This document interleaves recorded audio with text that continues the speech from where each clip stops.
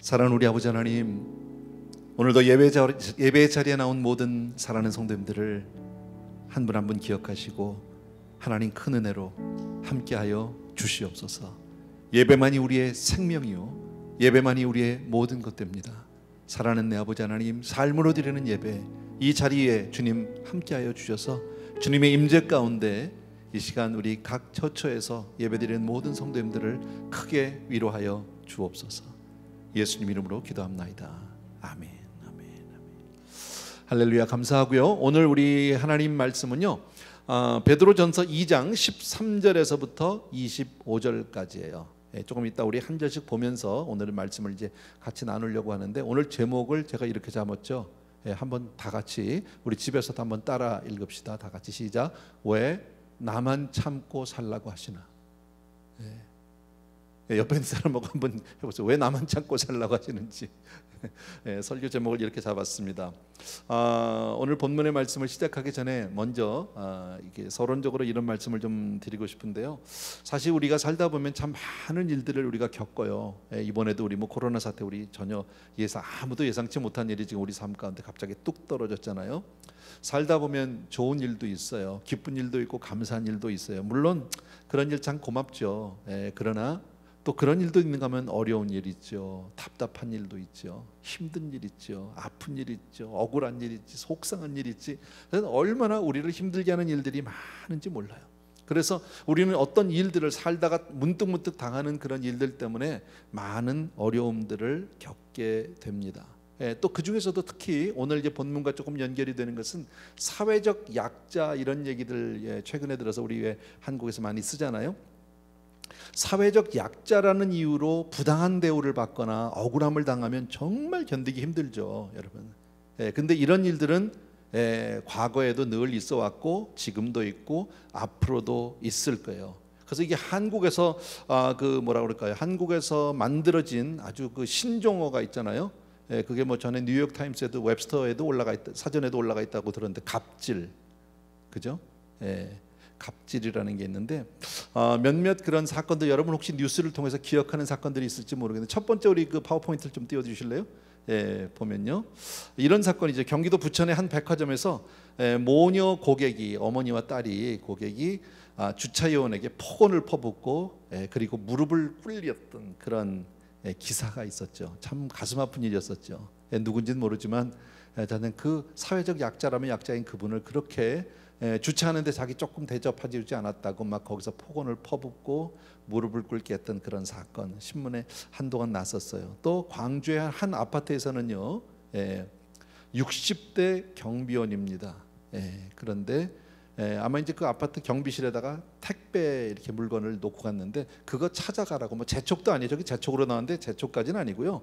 택배 찾아가시라고 아파트에다 전화를 한 거죠. 그 같이 사는 그 위에 사시는 말이 갑자기 생각이 안 나요. 어쨌든요, 아파트 주민에게 전화를 드렸는데 그것 때문에 전화했다고 와서 막 폭언을 퍼붓고 나이도 어린 사람이 60대 그 경비원에게 그랬던 일들. 또 최근에 나왔던 것은 한 서울의 아파트에서 정확한 이유는 잘 모르는데, 어쨌든 경비원이 그 입주자 그 자동차 파킹 문제였던 것 같아요. 그래서 폭언을 퍼붓고 해서 너무너무 억울해서 그 경비원이 스스로 목숨을 끊은 일이 있잖아요. 그래서 조금 그게 사회적 이슈가 되고 많은 사람들이 입에 회자되는 그런 일들이 있었어요. 참 안타까운 일이죠. 그 사회적 약자들이 당하는 그런 억울함, 그런 무례함 때문에 그런 일들 참 많단 말이죠. 한국에서 온라인 그 취업 포털 사이트가 있는데, 사람인 그런 사이트가 있는데요, 직장인 약 800명, 796명을 대상으로 직장 생활의 갑을 관계를 주사로 갑과 을의 관계를 가지고 설문조사를 했답니다. 그런데 그 다음 그 파워포인트 나오죠. 거기 보면 직장 생활 중 을의 위치일 때 갑에게 부당한 대우를 당한 경험이 있느냐라는 질문에 89.9%, 90%, 10명 가운데 9명이 있다. 나는 갑질을 당해봤다. 쉽게 말하면 이런 거죠. 부당한 대우, 그런 거 받았다, 이런 거죠, 여러분. 그런 많은 일들이 있는데 뭐 거기 제일 많은 것들은 갑이 일방적으로 업무를 막 지시하는 경우들, 막 업무나 스케줄을 정해서 자기 마음대로 막 해라 말라 뭐 하는 그런 경우도 있다고 그러고요. 또 시도 때도 없이 업무 요청을 하는 경우, 뭐 퇴근 시간도 없고 막 이런 경우들도 있고, 또 반말하는 것, 의견을 묵살당하는 것 뭐 등등인데 뭐 이거 다 필요 없고요. 그다음에 그렇게 부당한 대우를 받으면 물론 많이 속상한데 이제 스트레스로 이어진답니다. 그게요. 스트레스로 이어져서 스트레스 장애들이 오게 되는데 제일 많은 것이 만성 피로감, 그 이제 갑질을 당하고 부당한 대우를 당할 때 만성 피로감이 약 52% 정도 되고요. 두통 역시 43%, 소화불량, 수면 장애, 우울증, 뭐 피부 트러블, 불안 장애, 뭐 체중 변화, 탈모 뭐 등등. 우리들이 다 일상에 다 쉽게 듣고 겪어봤던 일들이 다 이제 이런 일들에서 오게 된답니다. 그런데 더 놀라운 것은 그 다음 우리 좀 보여주십시오. 그러나 부당한 대우를 당했어도 절반 이상이 51.1%죠. 불만을 표현하지 않는답니다. 우리가 사회생활을 하면서 혹은 직장생활을 하면서 그런 이제 부당함을 당했는데도 불만을 표시하지 않는데요. 그 이유가 바로 뭐냐면 일을 크게 만들고 싶지 않아서 그죠? 괜히 일을 크게 그것 때문에 더 일이 크게 될 것 같아서 이제 그게 66%. 그러니까 거의 대부분의 사람들이 그냥 그렇게 부당한 대우를 당하고 억울함을 당하고 이제 그러면서 산다 뭐 그런 얘기입니다.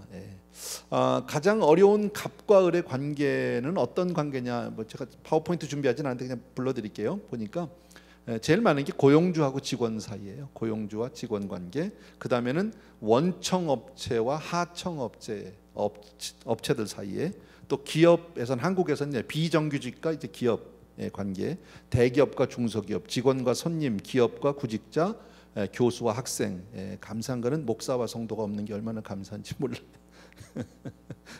목사와 부목사 혹시 있나요?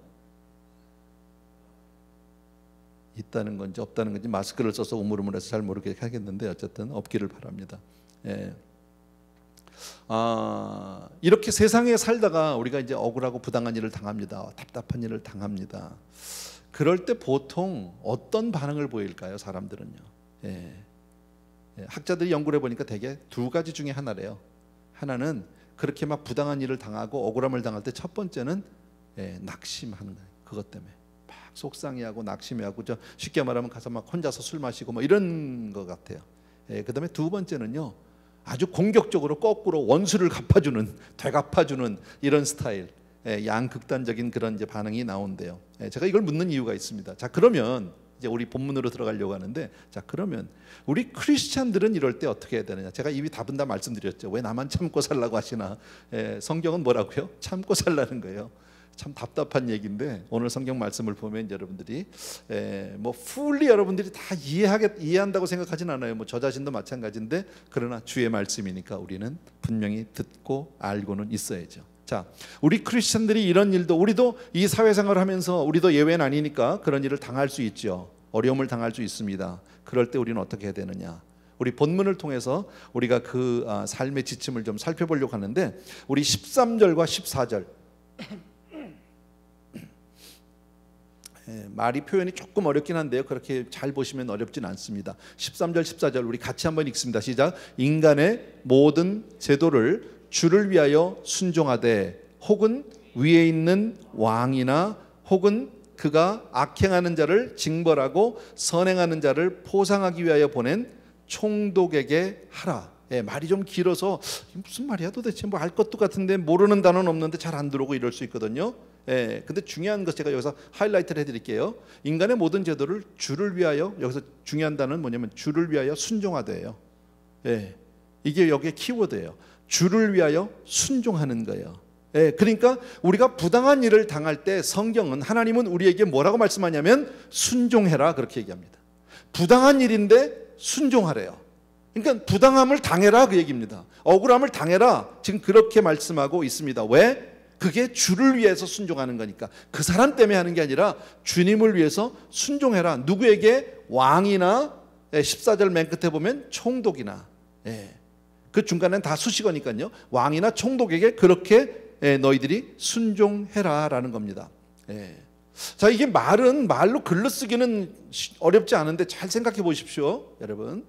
억울함을 당하고 부당함을 당했는데 주를 위해서 순종을 하래요. 그것도 참 힘든데 누구에게요? 총독이나 왕이나 그냥 다 하래요.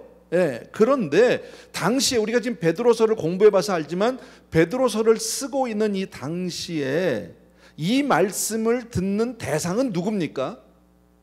예수를 믿는다는 한 가지 이유 때문에 고향을 떠나고 재산을 다 버리고 가족들과 뿔뿔이 흩어져서 객지 생활을 하고 방랑 생활하고 있는 그런 억울한 사람들입니다. 아무런 이유 없이 예수 믿는다는 한 가지 이유 때문에 모든 핍박을 받는 사람들이 바로 이 말씀의 대상자다라는 겁니다. 여러분, 그 가운데 어떤 사람들은 도망가서 그렇게 사는 사람도 있지만 어떤 사람은 잡혀서 감옥에 가서 모진 고난을 당하는 사람도 있고 또 어떤 사람은 지금 노예로 끌려간 사람도 있을 것입니다. 정말 억울한 일이죠. 예. 그런데 뭐라고 얘기합니까? 주를 위해서 순종하라라고 얘기합니다.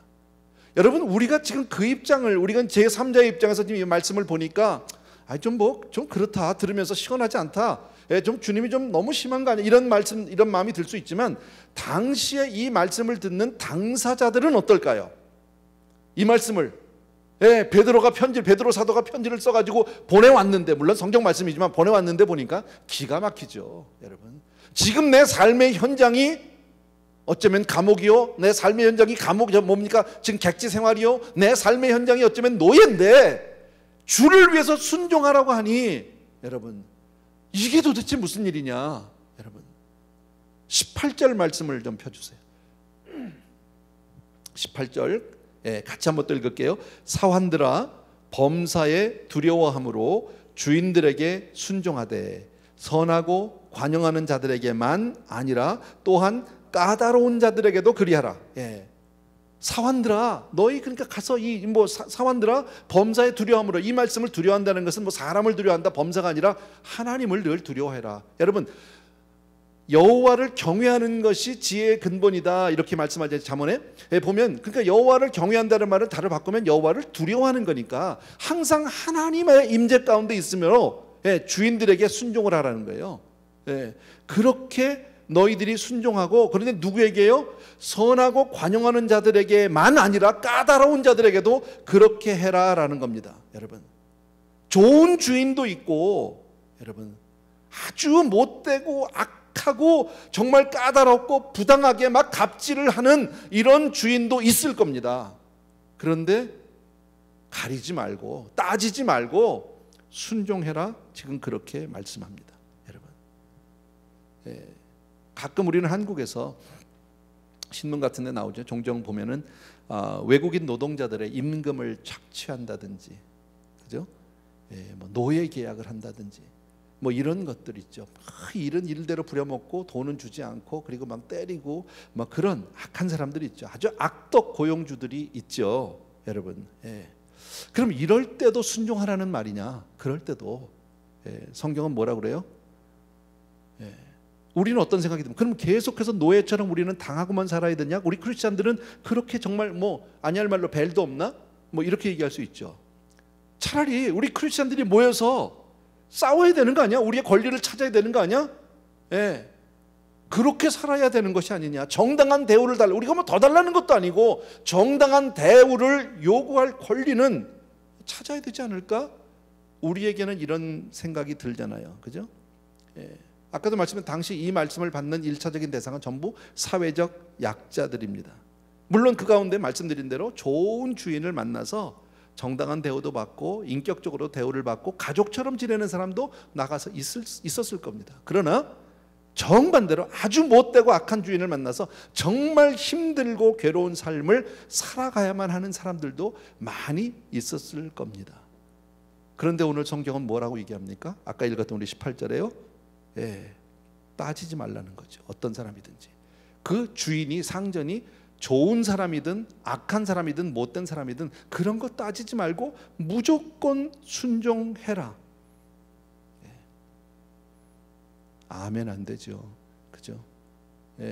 집에 있으니까 아멘이 하는지 안 하는지 모르겠지만 저는 오늘 지금 성경 말씀을 저와 여러분이 함께 나누는 겁니다. 저도 그 입장 되면 아멘하기 참 어렵습니다. 현실감이 너무 없습니다.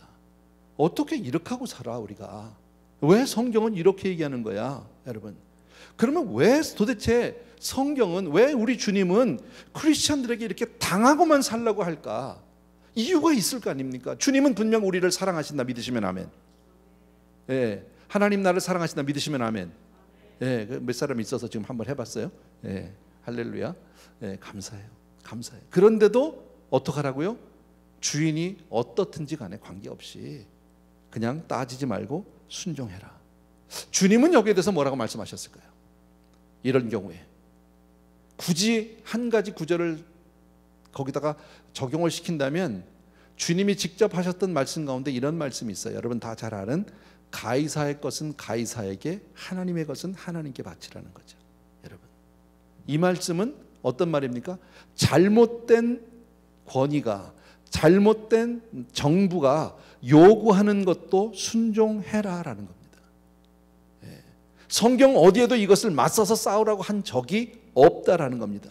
여러분, 단 한 가지, 물론 국가나 어떤 정부나 뭡니까 그 사회가 어떤 우상 숭배나 성경에 배치되는 것을 강요할 때는 그럴 수 없겠죠. 그러나 그럴 때도 우리가 힘을 합해서 그거에 맞닥뜨려서 싸운다든지 실력 행사를 한다든지 그것은 아니에요. 우리가 그 명령에 순종을 할 수 없지만 우리가 어떤 스트라이크를 한다든지 데모를 한다든지 이런 것은 성경이 우리에게 허락하고 있지 않다라는 겁니다. 좋은 예가 우리가 성경을 보면 다니엘 같은 사람이 있어요.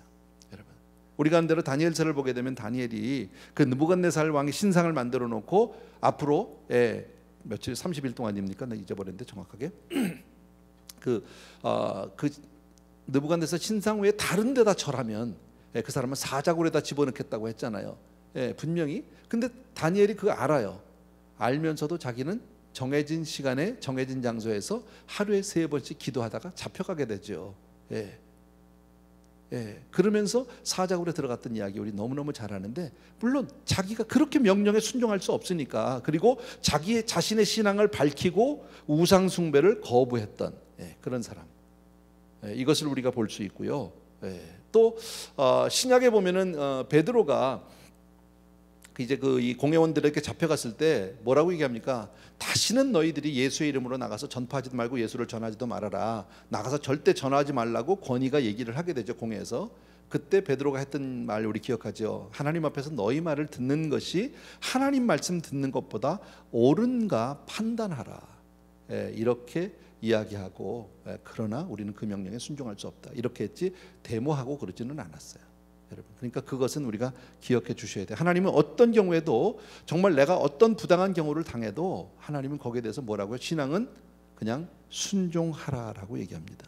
자, 그러면 왜 하나님은 그리스도인들에게 순종하라고 말씀하실까요? 이유가 뭘까? 여러분, 우리가 이 사회를 보면 모든 사회는 그렇게 완전하진 않죠. 거기에는 분명히 모순된 것도 있고요, 정말 부당한 것들도 없지 않아 있습니다. 그러나 그 모든 제도에 우리가 순종해야 하는 이유는, 우리 일부러 순종하라고 하는데 그렇게 순종하고 살아야 되는 이유는 정부가 다 옳기 때문 아닙니다. 여러분, 우리가 정부가 하는 모든 일을 다 동의하기 때문 그것도 아닙니다. 여러분, 권위자가 인격적으로 훌륭하기 때문에 그것도 아닙니다. 한 가지 이유가 있어요. 오늘 아까 읽었던 본문에 있어요. 그 답이요. 뭐냐면 주를 위하여. 주를 위하여. 우리는 세상의 모든 것이 다 순리적으로 옳기 때문도 아니고, 세상의 지도자가 무리한 요구를 해도 그가 인격적으로 믿을 만한 사람이기 때문에 우리가 따라가는 것도 아니고, 모든 것을 내가 수긍하고 인정하기 때문에 동의해서 따라가는 것도 아니라 한 가지 이유가 있다면 주를 위하여라는 단어. 그러니까 아까 우리가 읽었던 본문에서 주를 위하여라고 하는 단어는 상당히 중요한 단어예요. 핵심적인 단어예요. 자, 그러면 주를 위한다는 말은 어떤 뜻이냐? 조금 더 나가서 15절을 좀 펴주십시오. 15절 같이 한번 읽겠습니다. 시작. 곧 선행으로 어리석은 사람들의 무식한 말을 막으시는 것이라. 자, 주를 위하는 방법을 말씀해 주고 있는데, 곧 선행으로 뭐로요? 선행이 뭔지 아시죠? 착한 행실이죠. 어리석은 사람들의 무식한 말을 막으려 하시는 것이다, 여러분. 자, 그러니까 이 말을 다시 해석하면 이런 거예요. 설명을 하면, 해석보다는 뭐 설명을 하면, 자, 이 말은 비록 내가 억울함을 당합니다, 부당한 대우를 받습니다. 예, 그런데도 우리가 주를 위해 순종을 해서 선을 행하면, 주님 때문에 나는 크리스찬으로서 그 삶을 그렇게 선하게 살아가면 마침내 어리석은 그들의 마음도 마음속으로 깨닫고 마침내 그들도 변화된다라는, 못된 짓을 하는 사람들도 자기가 못된 것을 안다라는 거죠. 더 이상 무식한 말을 하지 않을 것이다. 그러니까 그 시간은 굉장히 오래 걸려요. 어려운 거죠, 사실은요. 그걸 견뎌낸다는 것은 보통 힘든 일이 아니에요. 보통 대부분의 사람들은 아까 얘기한 대로 낙심하고 주저앉든지 아니면 정말 더 악하게 싸움을 하고 막 그냥 원수를 되갚고 이렇게 막 저항하듯이, 이렇게 전투하듯이 이렇게 덤빈단 말이지. 예, 그런데 성경은 원수 갚는 것은 해결 방법이 아니라고 말한다. 예, 우리는 원수 갚고 싶죠. 예. 솔직히 우리는 오른뺨 맞으면, 예, 왼뺨이 뭡니까? 그냥 아구통을 다 날려야지. 그죠? 예. 그러고 싶은 게 우리 마음이잖아요. 근데 그게 그렇지가 않아요. 예. 원수 갚을 일이 우리에게 막 있는 건 아니지만 어쨌든 원수 갚는 것은 해결 방법이 아니라는 거죠. 왜냐면 내가 예를 들어서 내가 너무너무 억울한 일을 당했어. 그러면서 죽으면서 내가 막 아들아 이 원수를 갚아다오, 그러고 내가 죽었어.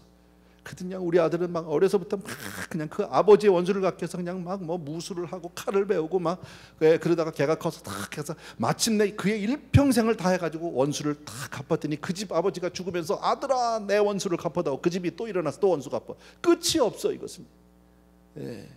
원수 갚는 일은 계속해서 그 원수 갚음이 또 다른 원수 갚음을 낳고 원수가 원수를 낳고 계속해서 끝이 없어. 이건 해결이 안 돼, 여러분요.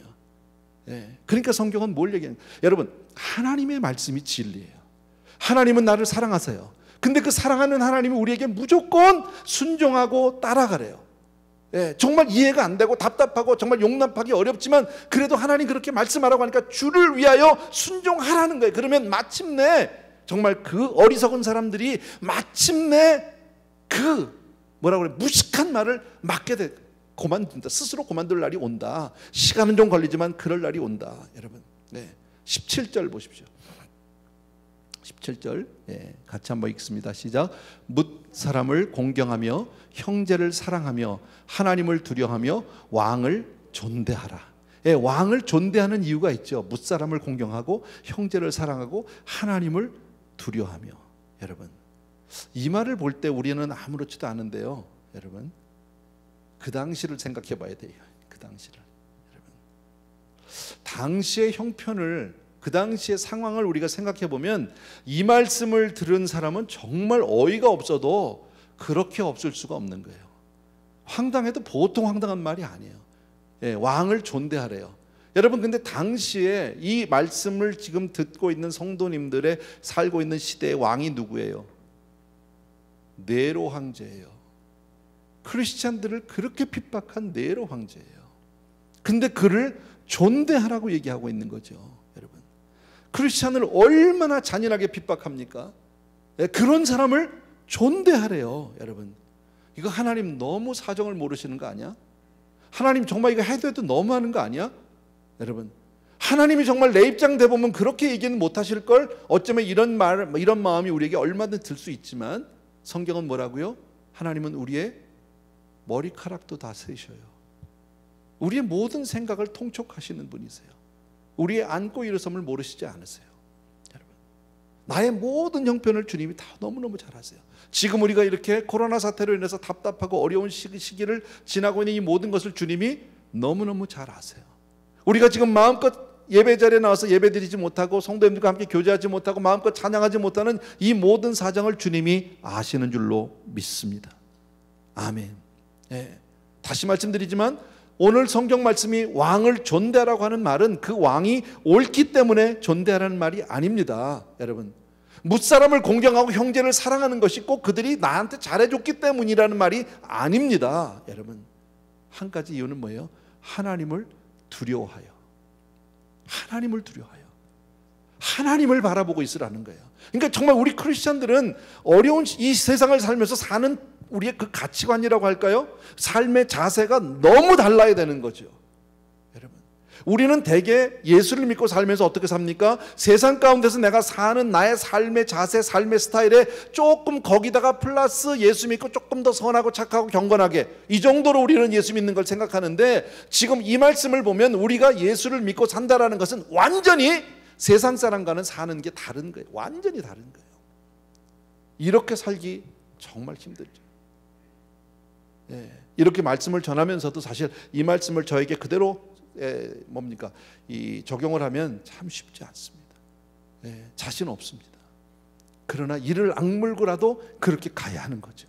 여러분, 왜? 하나님이 나에게 복을 주시는 분이요, 하나님이 나에게 능력이시고 하나님이 나의 도움이시고 하나님이 나의 전부 되시는 줄로 믿기 때문입니다. 아멘. 아까도 이 말씀을 그대로 우리가 따르려면 너무너무 어렵다는 거지. 이 말씀을 그대로 순종하기는 너무너무 힘든데, 이 명령에 우리가 순종하려면, 이 말씀대로 우리가 따라가려면 우리 삶에는 손해가 있어요. 말할 수 없는 손해가 있어요. 뭐 피지컬리뿐 아니라 뭐 스피리추얼리도 있고요. 우리에게 너무나 많은 손해가 있어요. 뭐 파이낸셜리도 있을 겁니다. 또 막 자존심도 상하고 뭐 희생도 해야 합니다. 엄청나게 해야 합니다. 인내가 필요합니다. 이 말씀대로 살아가는 너무너무 힘듭니다. 또 그렇게 살려면 믿음이 있어야 합니다. 그러니까 우리는 허구한 날 그냥 하나님 앞에 나와서 눈물로, 우리가 정말 눈이 진물로도록 그렇게 우리가 울면서 매달려야 할지도 모릅니다. 이렇게 살기가 너무 힘드니까. 그래서 주님이 하신 말씀이 있어요. 19절 20절이에요. 19절과 20절 좀 우리 보여주세요. 19절 같이 한번 읽읍시다. 시작. 부당하게 고난을 받아도 하나님을 생각함으로 슬픔을 참으면 이는 아름다우나.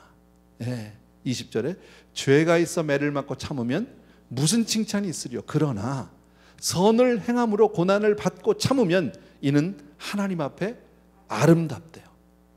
힘들어요. 부당하게 고난을 받으면 너무너무 억울해, 못 견디겠어요. 그런데 그걸 잘 참으면 아름답다고 얘기하고 있어요. 성경은요. 하나님이 보시기에 아름다우면 아름다운 거예요. 하나님이 그렇다고 하면 그런 줄로 믿습니다. 아멘. 그러나 뭐라고 해요? 자기 잘못 때문에 고난받는 사람에게는 상없다. 그거는요, 그건 지가 잘못해서 한 거니까. 근데 난 정말 너무너무 억울한 거예요. 갑질을 당했어. 나는 정말 사회적 약자라는 이유 하나 때문에 너무 부당한 내 권리를 다 뺏기고 내 삶에 너무너무 손해를 봤어. 그런데 그러면서도 내가 참고 이를 악물고 그러고 견뎌내고 그래도 순종하고 하라고 하니까, 정말 내가 꼴도 보기 싫은 인간이지만 순종하라니까 그냥 순종하고, 주님 때문에 그렇게 순종하면 하나님 보실 때 아름답다라는 거예요. 여러분, 전 늘 말씀드리지만 우리 크리스천은 이 세상에서 끝을 보자는 사람이 아니야. 우리는 하나님 앞에 가서 끝을 보자는 사람들이에요. 여러분, 하나님의 심판대 앞에서 하나님 잘했다 칭찬받으면 끝난 거 아닙니까? 그것보다 더 좋은 일이 어디 있습니까? 이 세상에 그것보다 더 복된 일이 어디 있습니까? 여러분, 우리가 말은 그래요. 말은 그렇게 살자고 하면서 세상에서 하나도 손해 안 보려고 하고요. 조금만 내가 손해를 보고 조금만 억울함을 당하면 당장 팍 그냥 대들려고 하고, 그럴 때가 얼마나 많으냐는 말이죠. 그러나 오늘 성경 그렇게 얘기하지 않아요. 그냥 참으래요. 선행을 하래요. 끝까지. 여러분, 그리고 끝까지 내가 순종해서 선을 행하면 하나님이 그 잘못하는 사람들의 마음에 감동을 주고 입을 틀어 막아서 아름답게 바꿔주시겠다라는 거예요. 쉽진 않죠. 쉽진 않죠. 여러분, 뭐 똑같은 정확한 적용은 아니겠지만 지금 우리가 살아가는 이 시대가, 지금 우리 코로나 사태로 인해 참 답답합니다. 제가 오늘 예배를 이렇게 우리 같이 드리기 위해서 제가 사무실에서 이 본당으로 이렇게 넘어오면서 교역자들 몇 사람과 같이 오면서 그래서 정말 요새 삶 사는 게 재미가 없다고. 정말 재미가 없어요. 예배를 드려도 이건 무슨 뭐 카메라 앞에서 예배를 드리고 앉았고 무슨 재미가 있습니까? 성도님들하고 뭐 커뮤니케이션이 돼야지 서로. 여러분, 그런데 이럴 때도 순종하는 거예요. 그냥요. 뭐 정확한 비유는 아니에요. 답답하죠. 뭐 마음대로 나갈 수가 있나, 뭐 친구를 한번 만날 수가 있나, 아니할 말로 뭐 그런 거 있잖아. 너무너무 답답하면 과거에는 뭐 아무것도 안 사도 괜히 그냥 쇼핑몰이라도 한 바퀴 돌고 오면 그래도 조금 풀렸잖아, 사람이. 예.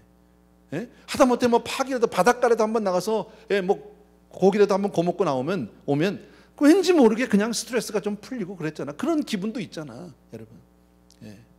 우리 성도님들도 뭐 봄, 가을 되면 여행도 많이 다니셨는데 왜 여행 갔다 오면 더 고생스럽고 힘들지만 그래도 왜 갔다 오면 바람 쐬고 왜 이런 게 있잖아. 근데 지금 그걸 아무것도 할 수 없어요. 아무것도 못해. 답답해. 예. 물론 초대교회 지금 이 말씀하고 우린 차원이 다르지만 그러나 그때 어떻게 하라고요? 참고 살라고. 주를 위해서 살라고. 여러분, 중요한 건 그냥 내 인내로 참고 내 인격으로 참고 내 성품으로 참고 이거 아니야. 주를 위해서 참으라는 거예요. 하나님을 두려워하라는 거예요. 오늘도 하나님이 이 세상을 주관하시고 내 삶의 주권자 주관자가 되시는 줄로 믿습니다. 그게 중요한 거예요. 항상 하나님의 임재 가운데 사느냐, 내가 하나님을 인식하고 사느냐, 이게 중요한 거예요. 하나님 때문에 싫지만 하는 거예요. 하나님 때문에 내가 예배 자리에 나오는 거예요. 하나님이 오늘도 예배에서 만나자고 하니까. 그런 사람을 하나님이 오늘 뭐라고요? 아름답다. 사실 초대교회 성도님들은 지금 우리와는 비교할 수도 없이요, 이 말씀 지키기는 너무너무 어려운 거 아닙니까? 그런데 어떻게 살았습니까? 정말 사회적 약자죠. 그 당시 초대교회 성도님들, 특별히 로마 지역에 있는 성도님들 거의 대부분은요 뭐예요? 거의 다 노예예요. 여러분, 근데 그 노예는 처음부터 그 사람들이 정말 사회적인 약자고 정말 못 배우고 힘없는 그런 사람들이 아니에요. 여러분, 전쟁을 통해서, 로마와의 전쟁을 통해서 패전을 당하고 거기서 포로로 잡혀온, 뭐 거기에는 많이 배운 사람들이 있어요. 여러분 알지만 다니엘서만 보더라도 다니엘과 메삭과 그 친구들 있잖아요. 그죠? 메삭과 뭡니까? 사드락과 메삭과 아벳느고, 다니엘과 이 사람들이 거기에 잡혀올 때 얘네들 그 중에서 수제 영재들만 데려갔어. 똑똑한 애들만. 멍청한 애들 데려간 게 아니잖아. 그와 마찬가지로 당시에 로마 시대 때 많은 노예들은 정말 많이 배운 사람들, 귀족 출신들도 있었을 것이고요, 정말 사회적으로 지위가 있는 사람들, 지혜로운 사람들, 건강한 사람들, 예쁜 사람들, 정말 귀한 인재들이 많았을 겁니다. 그럼에도 불구하고 그저 노예로 잡혀오고 팔려왔다는 한 가지 이유 때문에 그들에게는 인격 다 뺏겼죠. 사람 대접 못 받죠. 짐승처럼 죽도록 일만 하다가 그저 맞아서 때리면 죽어야 하고요, 밥을 주면 먹고 안 주면 굶어야 하고 뭐 이렇게, 그렇게 살았어요. 근데 그들이 그러다가 예수를 알게 되죠. 우리가 아는 대로 그러다가 정말 못 견뎌서 참다 못해서 반란을 일으킨 사람들도 있었죠. 스파르타카스, 우리 옛날에 영화, 너무 오래된 얘기인가요? 스파르타카스 옛날에 커크 더글라스인가 돌아가셨죠. 어쨌든 그런 영화 있었는데 제가 어려서 봤었는데 뭐 그런, 그렇게 반란을 일으켰던 사람들도 있었지만 그건 극소수고요. 거의 대부분의 사람들은 그냥 노예로 살았어요. 그러다가 복음을 받았어요. 예수를 알게 됐어요. 하나님의 이 말씀, 오늘 이런 베드로서의 이 말씀을 들었어요. 그리고 그들이 주 앞에서 주를 두려워함으로 순종하기 시작하는 거예요. 주인에게 순종하는 거예요. 그리고 더 나가서 정말 그들은 온유하잖아요. 주인을 사랑하잖아. 더 나가서는요, 주인을 위해서 기도하기도 하고요. 여러분, 그렇게 사는 동안에 수없이 매도 맞고 부당한 대접도 받고 했지만 그러다가 주인들이 그 삶을 보면서 주인의 마음이 바뀌기 시작을 하는 거예요. 변화받는 거예요. 막 능력적으로 나를 따라 뭐 이런 건 아니지만 너무, 그러면서 서서히 로마가 변하기 시작해요. 한 어떤 그 역사를 보면 이런 얘기가 있어요. 그 로마 시대 때 그 귀족의 삶은 얼마나 타락하고 음란하고 정말 부정과 거짓이 얼마나 정말 판을 쳤는지 몰라요. 그 로마 시대 때 그 귀족들의 삶이라는 건 이루 말할 수가 없는 정말 타락의 극치예요. 극치, 여러분. 그런데 그렇게 사는 로마의 귀족들이 자기 자식을 결혼시킬 때는요, 다른 귀족 집에 보내고 싶지가 않은 거예요. 왜? 어떻게 사는지를 아니까. 그 사람들이 어떤 사람들인지 아니까 내 새끼만큼은 그렇게 안 살고 싶어 해서 심지어는요, 노예 중에서 똑똑하고 그렇게 정말 예수 잘 믿고 그렇게 경건하고 온유한 사람들과 결혼을 시키기 시작을 한다는 거죠. 그게 시간이 지나면서 결국 기독교가 로마의 국교가 되잖아요. 여러분, 잔잔한 변화죠. 파워풀하지도 않고 세상적으로 보면 시원하지도 않아. 그런데 하나님은 세상을 변화시켜 놨어요. 그게 우리 크리스찬이에요. 그게 크리스찬의 삶이라는 거예요. 우리는 세상 가운데 여기서 우리가 대접받자고 사는 것도 아니고, 여기서 우리가 대우받고 살자는 것도 아니고, 우리가 여기서 어떤 권리 행사를 하고 뭐 그 권리를 얼마나 되찾고 사느냐, 그게 우리의 삶의 목적이 아니야. 여러분요, 우리는 주를 위해서 주님 앞에 순종하고, 그래서 참을 하는 거예요. 왜 나만 참고 살라고 하시냐고요? 그게 아름다우니까. 그게 오늘 성경이 우리에게 말씀하시는 답입니다. 베드로는 이것을 마지막으로 우리에게 또 한 가지 확실한 증거를 주는데 21절입니다. 21절 다 같이 읽읍시다. 시작. 이를 위하여 너희가 부르심을 받았으니, 그렇게 살라고, 참고 살고 순종하고 살고 억울함을 당해도 찍소리도 하지 말고 그렇게 살라는 거죠. 부르심을 받았으니 그리스도도 너희를 위하여 고난을 받았다. 누가 그렇게 사셨다고? 예수님이 그렇게 사셨다는 거예요. 우리 때문에. 우리를 왜 고난을 받아서 너희에게 본을 끼쳐 그 자취를 따라오게 하라 하셨느니라. 예수님이 친히 그렇게 사시지 않았니? 주님이 오셔서 친히 그렇게 억울함을 당하지 않았니? 여러분, 그런데 우리는 죄인이지만 우리 주님은 죄가 없으신 분 아니니, 거짓이 없는 분이 아니니, 그러나 우리 주님은 그렇게 거짓도 없고 죄도 없고 온전히 순전한 그분이 부당한 고난을 당할 때 맞서서 욕하거나 무력으로 대적하거나 위협하지 않았다는 거죠. 여러분, 침뱉음을 당해도, 뺨을 맞아도, 수염을 뽑혀도 주님은 대적하지 않으셨어요. 오직 공의로 모든 것을 심판하시는 하나님께 그냥 맡겼다라는 거지. 근데 우리는 어떻습니까? 살아가다가 억울한 일 당하면 하나님께 맡기면 가슴이 시원하지가 않아. 내가 해줘야 될 것 같아. 가서 그냥 발길로 차든지 발로 밟아주든지 욕이라도 한번 해주고 와야 내가 시원할 것 같이, 하나님 앞에 이것을 맡겨서 우리가 시원하지가 않아. 그러나 이것은 또 한 번 우리가 믿음으로 내 자신을 쳐서 훈련하고 복종시켜 주셔야 할 줄로 믿습니다. 여러분, 그게 주님이 우리에게 보여주신 본이다. 24절 말씀이요. 요거까지 읽고 마칠게요. 24절 같이 읽읍시다. 시작. 친히 나무에 달려 그 몸으로 우리 죄를 담당하셨으니 이는 우리로 죄에 대하여 죽고 의에 대하여 살게 하려 하심이라. 그가 채찍에 맞음으로 너희는 나음을 얻었느니라. 아멘. 여러분, 우리 죄에 대해서 죽고 우리를 의로, 의에 대해서 살게 하려고 우리 주님이 그렇게 사셨다는 거죠. 주님의 그 삶의 순종이 바로 저와 여러분을 정말 의인으로 살 수 있도록 그 길을 열어주신 줄로 믿습니다. 그러니까 주님이 이 땅에 오셔서 하시고자 했던 일은 세상의 제도나 사회적인 어떤 규범을 바꾸고 세상 나라를 뒤집어 엎어버리자, 그게 아니었었어요. 전혀 아니에요. 여러분, 세상 나라를 정부를 무너뜨리는 것이 주님의 목적이 아니에요. 여러분, 전혀 아니에요. 주님은 여기에 무엇 때문에 오셨습니까? 우리 죄인된 인생에 영혼과 마음을 바꿔놓으시기 위해서 오신 분이다라는, 세상의 제도를 바꾸러 오신 분이 아니에요. 세상의 불의를 무너뜨리고 타파하기 위해서 오신 분이 아니다라는 겁니다. 여러분, 그러면 우리네 인간의 마음과 영혼은 어떻게 바뀔 수 있을까요? 여러분, 이게 폭력으로 가능합니까? 이게 때린다고 되는 겁니까? 힘과 권세로 가능합니까? 물론 힘이나 권세에 우리가 눌려서 아무 소리도 못하고 그냥 순종하는 척은 할 수 있을지 모르지만, 그러나 진정한 마음의 영혼의 변화는 오지 않아요. 인간의 온전한 영혼의 변화는 한 가지로만 가능해요. 사랑으로만 가능해요. 하나님의 은혜로만 가능해요. 여러분, 인생은 누른다고 변하지 않아요. 때린다고 변하지 않아요. 여러분, 그게 주님이 우리에게 오늘 하시는 말씀이에요. 그래서 주님은 이 땅에 오셔서 바로 그렇게 사셨다. 그리고 그 고귀한 사랑을 우리에게 주셨다. 우리 주님은 우리가 한대로 얼마든지 이 땅을 무력으로 정복하실 수 있는 분 아닙니까?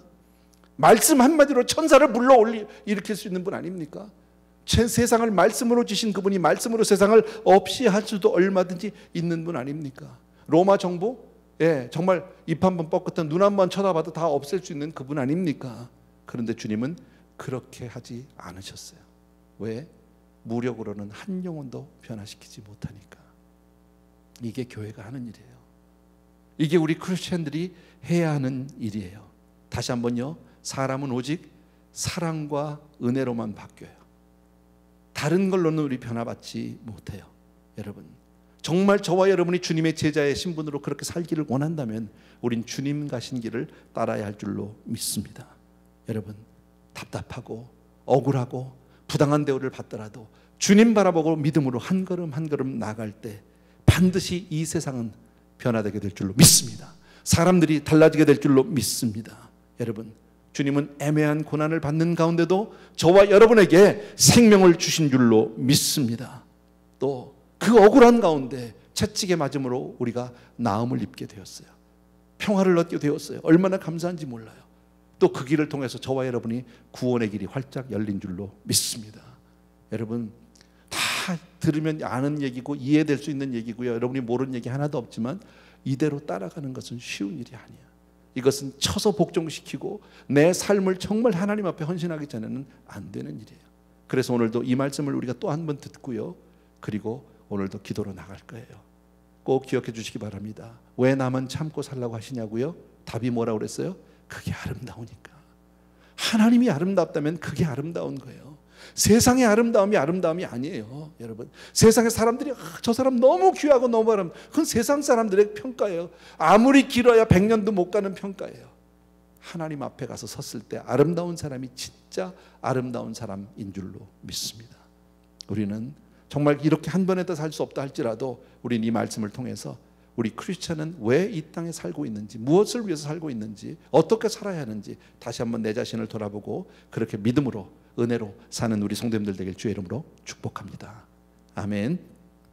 우리 이 시간 찬송가 하나 드립시다. 환난과 핍박 중에도 성도는 신앙 지켰네.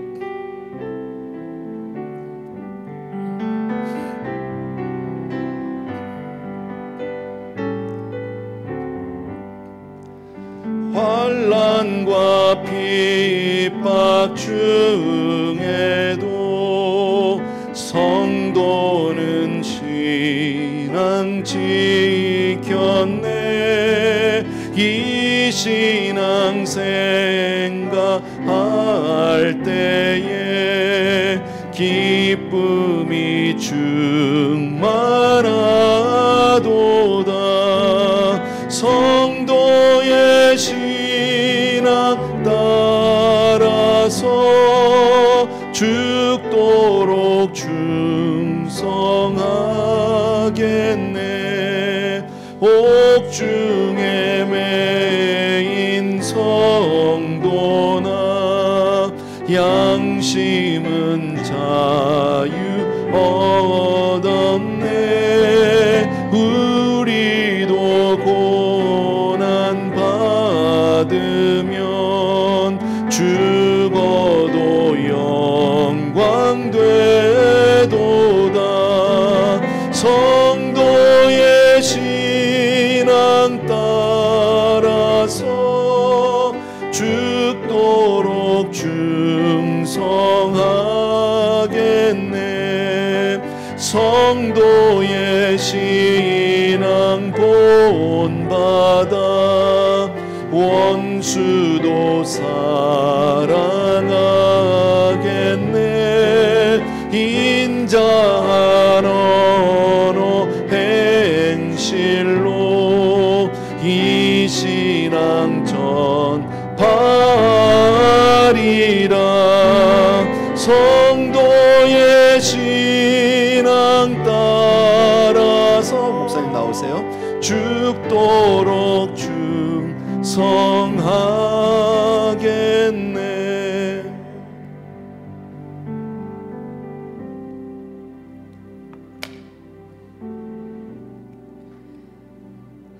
네, 오늘 말씀 왜 나만 참고 살라고 하시는지요?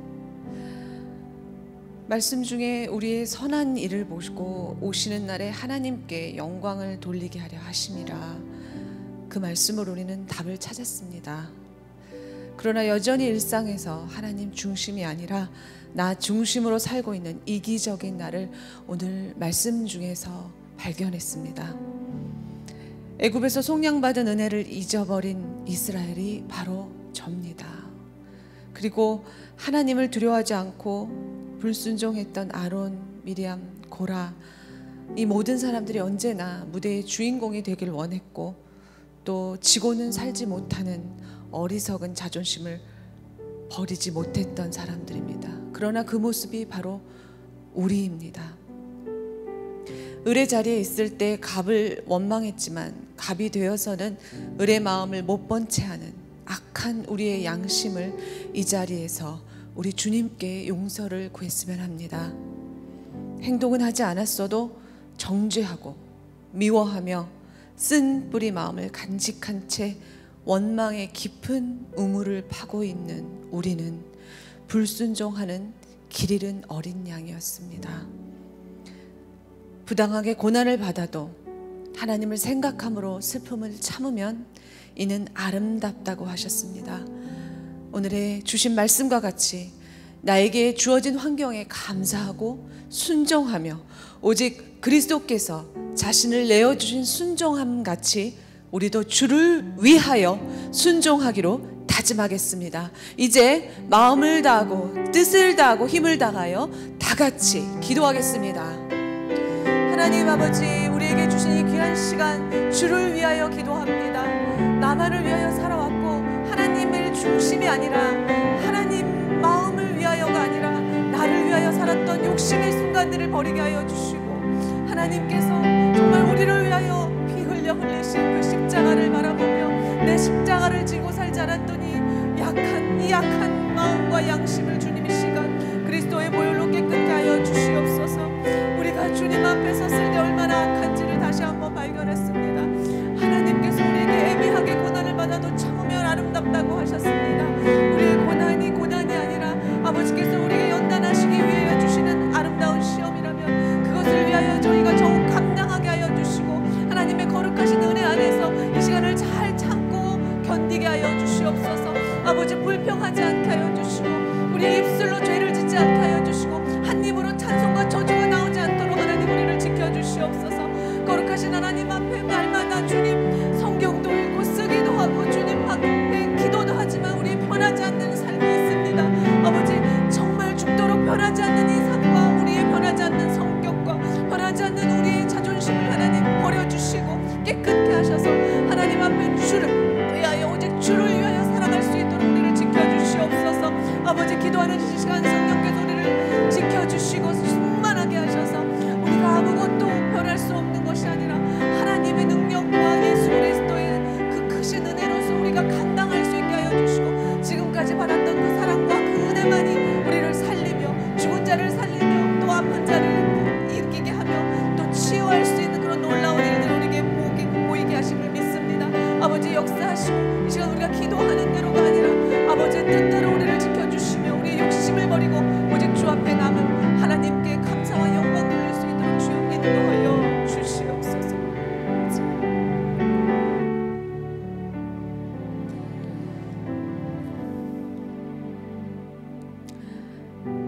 아브라함의 순종을 바라보면서 나의 불순종을 발견합니다. 이삭의 순종에 놀라면서 하나님을 원망했던 시간을 회개합니다.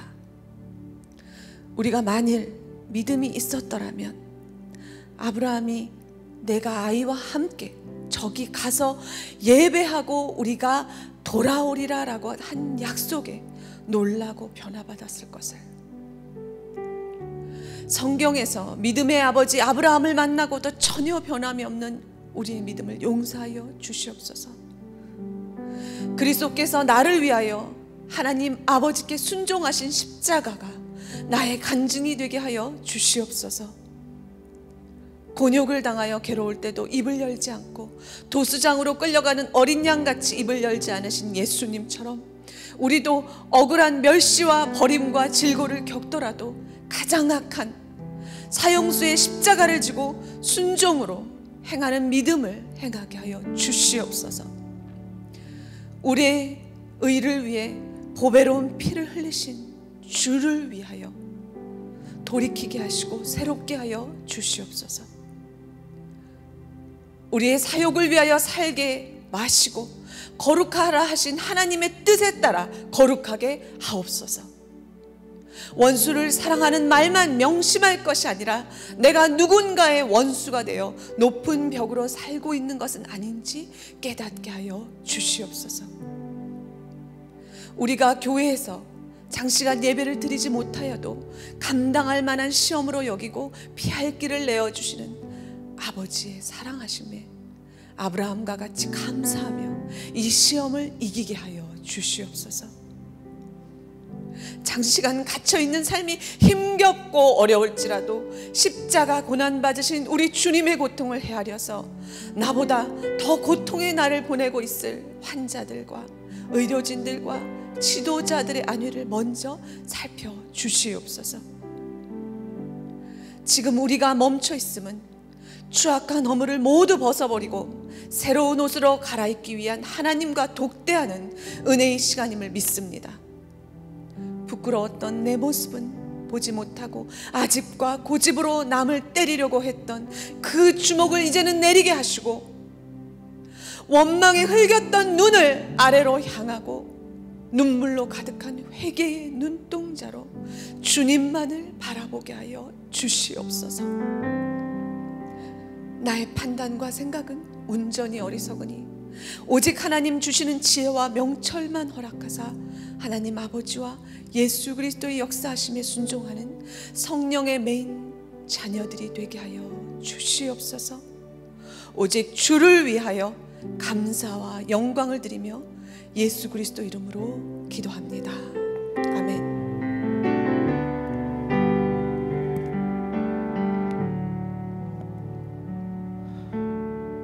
이 시간 우리 한 번 더 기도할 텐데요.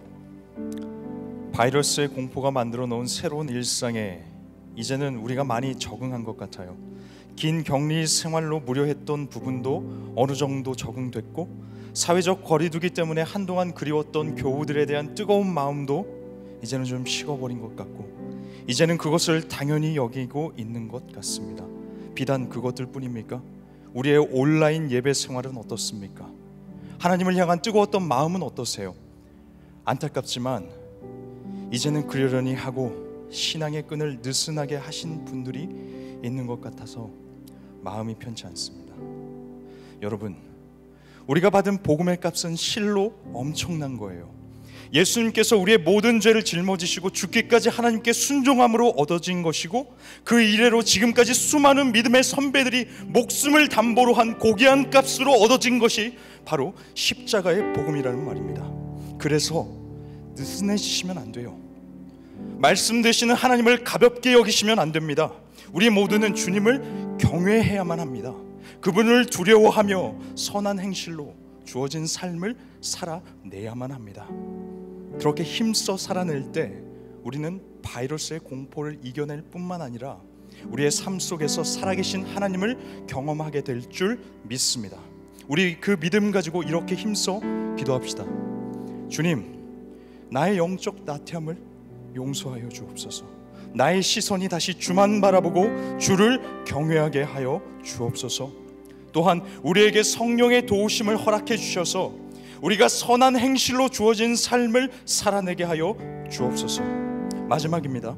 우리 모두가 십자가의 은혜를 가슴 깊이 담아내는 제자의 삶, 그런 아름다운 삶이 되게 하여 주옵소서. 우리 이렇게 한번 힘써 기도합시다. 오 하나님 감사합니다. 오 하나님 감사합니다. 오 하나님 감사합니다. 하나님, 이 어려운 시기에도 감사를 고백할 수 있는 것은 하나님 우리에게 다가온 십자가의 복음 때문입니다. 하나님, 우리가 이 어려운 시기에도 주님을 찬양하며 주님을 예배할 수 있는 것은 하나님 십자가에서 흘리신 하나님 당신의 고귀한 피로 인한 하나님 십자가의 복음 때문입니다. 하나님, 그 복음으로 인해서 우리가 살아있고, 하나님 그 복음의 값으로 인해서 우리에게 주어진 그 구원의 하나님의 기쁨과 감격을 하나님 우리가 소유하고 있는데, 하나님의 코로나의 사태가, 하나님 이 바이러스의 공포가 하나님 우리의 그 기쁨과 감격을 가로막고 있진 않은지, 하나님 벌써 그렇게 우리가 나태한 삶을 하나님 그렇게 그 나태한 삶에 적응하며 살아가고 있는 건 아닌지, 하나님 이렇게 그냥 흘러가는 대로 살아가고 있는 건 아닌지 하나님 너무너무 안타깝습니다. 하나님, 우리 귀한 성도들의 삶이 그렇게 하나님께서 핏값으로 주고 사신 그 아름답고 고귀한 삶이 하나님 다시금 하나님 주만 바라보며 하나님의 주를 위하며 또한 주님 때문에 주님과 더불어 그렇게 힘써 살아가길 소원합니다. 하나님 우리의 나태해진 영적인 삶을 다시 한번 하나님의 예수의 십자가의 은혜로 하나님의 십자가의 그 복음으로 다시 한번 기념하기를 소원하오니 하나님 우리와 함께하여 주옵소서. 하나님 우리를 용서하여 주시고 하나님 우리를 다시 한번 거룩하게 세워주셔서 하나님 다시금 우리의 시선이 주만 바라보며 나아가게 하여 주옵소서.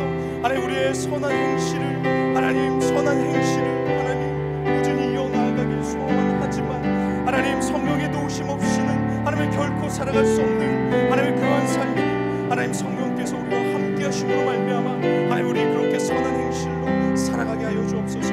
우리 귀한 성도들의 가슴마다 십자가의 은혜가 가슴 깊이 하나님의 아로 새겨져서 하나님의 제자의 삶 그런 아름다운 삶이 되도록 하여 주옵소서.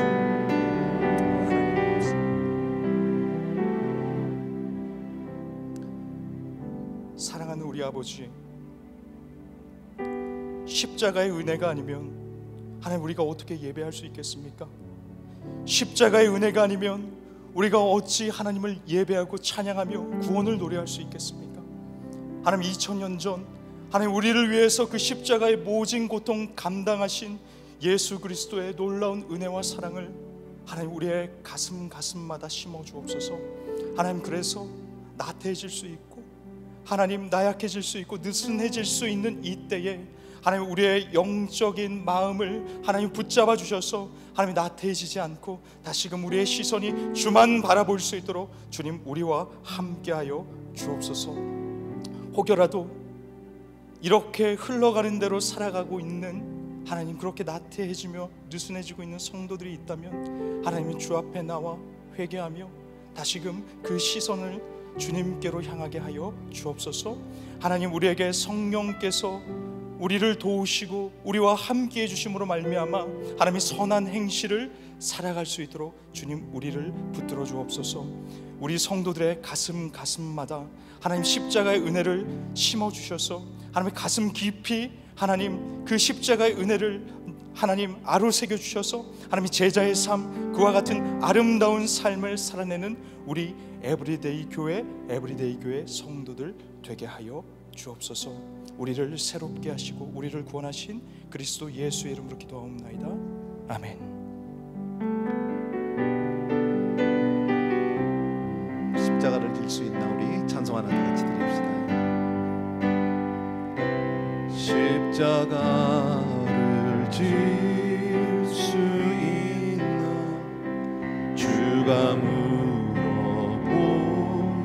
때 죽기까지 따르오리 저들 대답하였다.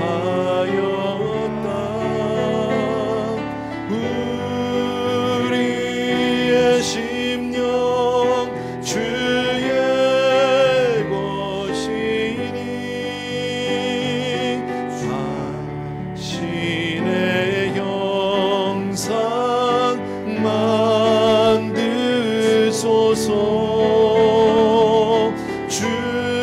주인도 따라 살아갈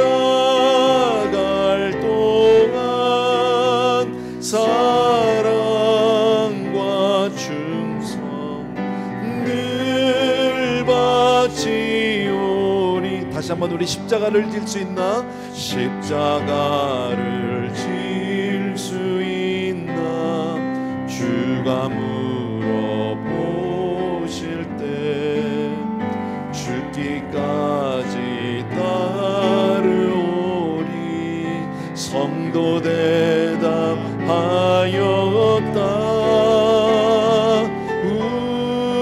우리의 심령 주의 것이니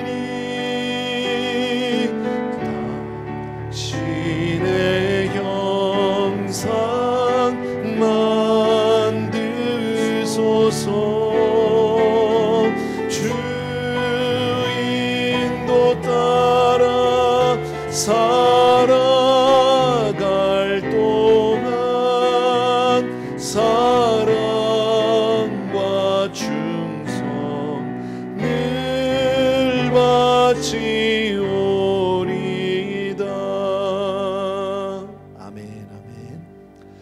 다시 한번 우리 기도할 때요, 특별히 나 자신을 위해서요, 같은 말씀이지만 정말 주님 한 분 바라보고 주님 들어하면서 주님 때문에 세상의 권세 앞에, 세상의 불의와 정말 뭐라고 얘기할까요? 그런 이 손해봄에도 불구하고 우리들이 순종할 수 있도록 그렇게 하나님 나를 변화시켜 주옵소서. 이 세상 살지만 주님, 내가 늘 주님을 바라보고 살 수 있도록 도와주시옵소서. 우리 이렇게 한번 기도해 주셨으면 좋겠고요. 또 우리 어린 자녀들을 위해서 기도해 주셨으면 좋겠어요. 지난번에 제가 한두 번 광고했더니 우리 중고등부 자녀들 조금 나아졌대요. 조금 그 전에보다 예배 참여하는 게 조금 낮았다는 소식을 들었거든. 조금만 더 힘써 주세요. 우리 자녀들 정말 예배 놓치지 않도록 이럴 때 아이들이 믿음으로부터 떨어지지 않도록 위해서 해주시고요. 또 특별히 이번 주일날은 우리 프리스쿨하고 킨더가든 우리 자녀를 두신 부모님들은요, 자녀들과 함께 교회에 1시부터 3시 사이에 오세요. 1시부터 3시 사이에 오면은 아이들에게 좋은 선물도 있고요. 또 아이들이 집에서 같이 이제 부모님과 같이 성경 공부할 수 있는 건 머티리얼들도 다 전도사님들이 좀 준비하고 있거든요. 그러니까 오후 1시부터 3시까지 지난번에 우리 그 왜 쌀 나눠드릴 때처럼 그렇게 우리 그 교회 앞에서 그냥 드라이브스루로 나갈 거예요. 그러나 그렇게라도 잠깐 선생님들하고 또 전도사님들하고 또 우리 자녀들하고 부모님들하고 만나면 좋을 거예요. 그러니까 차에서 내리진 않지만 그렇게 꼭 이번 주일날 시간 내서 교회 한 번씩 꼭 다녀가셨으면 좋겠고요. 아시겠죠? 우리 위해서 우리 기도하겠습니다. 우리 자녀들을 위해서 기도해 주시고 나 자신의 신앙을 위해서도 우리 한 번 더 기도하는 시간 같습니다. 기도하겠습니다. 사랑하는 우리 아버지 하나님, 주님의 은혜를 진심으로 감사를 드리고 오늘도 또한 말씀을 통해서 우리 크리스찬의 삶이 세상과는 분명히 다름을 하나님 우리에게 오늘 보여주셨습니다. 사랑하는 내 아버지 하나님, 우리가 세상 가운데 아버지 하나님 나의 권리를 찾고 나의 어떤 아버지 하나님의 정말 손해보지 않는 삶을 위해서 그렇게 아버지 하나님 그렇게 계산적으로 살아가는 사람이 아니라 오직 주님을 바라보고 하늘의 소망을 두고 살아가는 사람들에게 도와주기를 간절히 소원합니다. 먼저 우리가 정말 세상을 보면서 모든 손해를 감수하더라도 정말 선행으로 세상을 변화시키고 감동하고 마치 주님이 십자가를 지시고 가시던 그 걸음을 우리가 가듯이 우리도 그렇게 주님을 닮아갈 수 있도록, 그렇게 주님을 따라갈 수 있도록 우리 사랑하는 성도님들 한 분 한 분을 주님 그렇게 축복하시고 하나님 은혜를 베풀어 주시기를 간절히 소원합니다. 특별히 또 우리 자녀들에서 기도할 때 사랑하는 아버지 하나님, 우리 아버지 하나님 요즘에 정말 우리 자녀들이 학교도 가지 못하고 교회도 나가지 못하고 친구들과도 만나지 못하고 많은 어려움들이 있지만 그러나 그 아이들이 정말 가정 내에서 소외되지 않도록 도와주시기 원하고 늘 가족과 연합하여 화합하여 아름다운 아버지의 가정을 이루게 도와주시기 원하고 이 일에 우리 부모님들이 조금 더 힘을 써주시고 아버지 조금 더 사랑과 은혜를 베풀어 주시기를 간절히 소원합니다. 정말 아버지 사랑과 은혜로만 사람이 변화받을 수 있다고 오늘 말씀해 주셨는데 내 자녀들에게 이 아버지 먼저 우리가 이 은혜를 베풀게 도와주시기 원하고 사랑을 실천할 수 있도록 은혜를 베풀어 주시기를 간절히 소원합니다. 사랑하는 성도님들을 주여 축복하여 주시기 원하고 정말 아버지 우리 한 사람 한 사람 믿음으로 사는 우리 귀한 성도님들 다 되어줄 수 있도록 은혜를 베풀어 주시옵소서. 우리 가정들을 축복해 줄 줄로 믿사옵고 예수님의 이름으로 기도합니다. 사랑하는 우리 아버지 하나님, 오늘도 우리에게 주신 말씀을 다시 한번 우리들이 새깁니다. 주님, 정말 우리의 이성으로는, 우리의 생각으로는, 우리의 어떤 아버지 하나님의 가치관으로는 따르거나 순종하기 정말 어렵습니다. 이해하기 어렵습니다. 그러나 분명 하나님 우리에게 이 말씀을 주신 것은 우리에게 복이 되고 우리를 아름답게 하기 위해서 주신 줄로 믿습니다. 우리 분명 하나님의 자녀요, 이 세상에 발을 붙이고 살지만 하늘 시민권을 가지고 산다고 말씀해 주셨는데 하나님, 우리가 어느 곳에 있든지 우리 사랑하는 성도님들을 주님을 바라보고 하늘을 바라보고 그렇게 살아가는 성도님들 되게 하여 주시옵소서. 세상 가운데는 어쩌면 우리가 미련하다는 소리를 듣게 될지도 모르겠습니다. 무시를 당하거나 손해를 보게 될지도 모르지만 그러나 우리의 영원한 아버지 하나님의 참 소망이 되시고 우리의 사랑이 되시는 주님이 주신 말씀이기에 하나님 그 말씀을 쫓아 주를 위하여 순종하고 참고 사는 아버지의 선행으로 세상 사람들을 변화시키는 마치 주님이 가셨던 그 길을 가는 우리 사랑하는 성도님들 다 되게 하여 주시옵소서. 특별히 사랑하는 주님, 이런 아버지의 사랑의 실천, 선행의 실천, 아버지의 은혜의 베품이 우리 가정에서부터 일어나게 도와주시기 원하고 우리 자녀들에게 그렇게 아버지 하나님의 주여 정말 먼저 실천할 수 있도록 하나님 가정을 축복하여 주시옵소서. 이제는 우리 주 예수 그리스도의 은혜와 하나님 아버지 그 무한하신 그 사랑하심과 성령님의 오늘도 한 사람 한 사람, 한 가정 한 가정, 우리 자녀들 위해도 하나님 기름 부어주시는 놀라운 은혜가 이 자리에 있는, 또 특별히 예배에 처쳐 있는 우리 사랑하는 모든 에브리데이 가족들 위해 이제로부터 영원토록 함께 계실지어다. 아멘.